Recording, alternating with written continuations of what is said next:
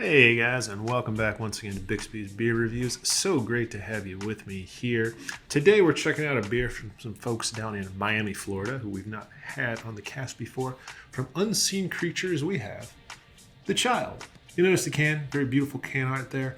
More of a figurative representation of a child and their destructive capabilities for any of y'all out there who also have kids. Not literal, but beautiful can art and a beautiful sounding beer. As the description notes, today we're continuing our exploration of the hashtag Next 5 hazy hops. Some hops that maybe aren't quite as prominent or as often used as some of the top 5, but show up pretty often nonetheless and contribute some really important notes to some of the best hazies that are out there today. So today we're checking out Idaho 7. I know it sounds very exotic. Was it grown in Monaco? Was it grown in London? Nope, grown in Idaho. That's where the name comes from. One of the first hops, I believe, grown in Idaho to achieve wide commercial success. Anyways, it's here in this hazy with some Citra hops. That's a very classic combination you'll see with Idaho 7, and there's a reason for that we're going to check out. So let's crack it open, take a look. So as I noted earlier, this is a hop that's grown outside of Boise. Relatively recent addition, like many of the most prominent hops, but one you're going to see pretty often. Not too much to talk about here. Let's look at that beautiful can art again, man. I really love some of the stuff you see out there. Again, like I have a 3-year-old at home, and I mean, he does not look like this literally, but anytime he gets into the juice boxes, this is what my house looks like. So beautiful representation of that here on the can. At any rate, the classic New England IPA appearance, not much to remark on it. You will notice very light, very fluffy head, and very, very hazy. So all promising signs. Let's give it a smell. This one has a wonderfully citrusy aroma, but not in a way that I think we've seen in any other beer we've tried so far. Citra certainly doing work here, giving us that wonderful range of sweet and tart and bitter, almost orange peel.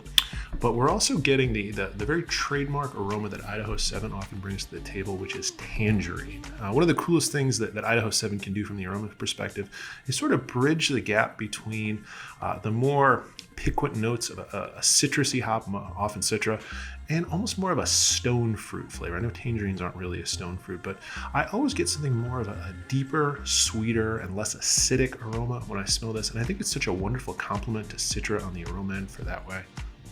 So again, citrusy, a little bit into a more sweet citrus than Citra by itself usually brings. And then also at the back end, a little bit of a sort of a grassy note, a little bit almost of a sort of a fresh cut hay. It's a very particular note that I think is a nice little contrast to the otherwise kind of aggressively citrusy and sweet aromas you get here. So beautiful smelling beer. Let's give it a taste.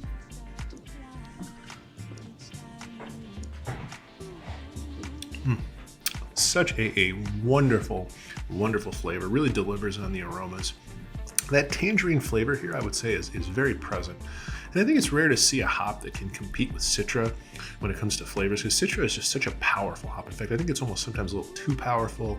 One thing I don't like is beers that use too much Citra. I think it can get to an almost sort of acerbic place where it pushes past the bright orange notes, and even past sort of the lemon and lime that Citra can bring too, and gets to a place that's a little too harsh. But here, it's a little bit more restrained, and it lets the Idaho 7 shine through. And so it's pure tangerine. And if you've had a fresh tangerine recently, and I advise that you do, you'll note that they're just a little bit more sweet sometimes than an orange, while still providing plenty of acid. And I think that's what we get here. It's a brighter, fresher, sweeter citrus note than Citra usually brings. It's less of the rind, less of the acid, and more of the fruit.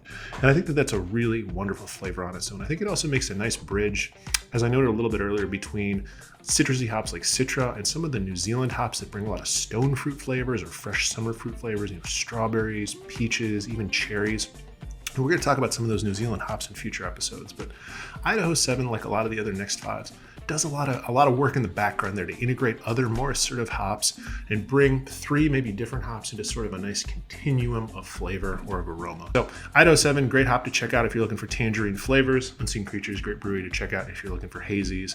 And BBR, always a place you should check out if you're looking for beer reviews every week. So thanks for joining me. Don't forget, like, share, and subscribe. I look forward to seeing you next week. Bye now.